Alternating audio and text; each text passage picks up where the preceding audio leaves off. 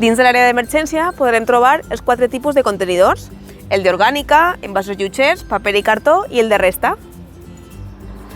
Entrem a veure els contenidors.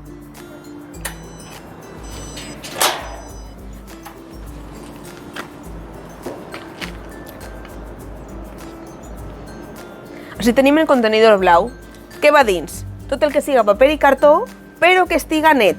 Per exemple, les bosses de paper i cartó, les caixes de galletes, els periòdics... I recordeu, el paper i cartó sempre sense bolsa de plàstic.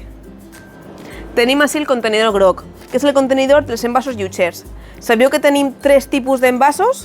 Els primers, envasos metàl·lics, com les llandes, i el paper d'alumini, molt important, el paper d'alumini també va al contenidor groc. També tenim els envasos de tetrabric, com per exemple els brics de llet, els brics de suc. I per últim tenim els envasos de plàstic, com per exemple botelles de detergent, botelles d'aigua, les bosses de plàstic. Tenim així el contenidor de la resta. Què va dins?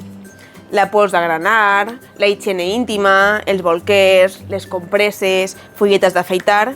Així dins va tot el que no es pot reciclar. Hem d'intentar reduir tot el que va en aquest contenidor perquè tot el que està així dins acaba en l'abocador i és el que fa que pugi la taxa de tractament. Així tenim el contenidor d'orgànica, on podem tirar els restos de menjar, però també el cartó brut amb oli, com per exemple el cartó de la pizza. Si tenim dubtes, sempre podem mirar això que està rotulat i tenim ahí exemples de què podem tirar dins.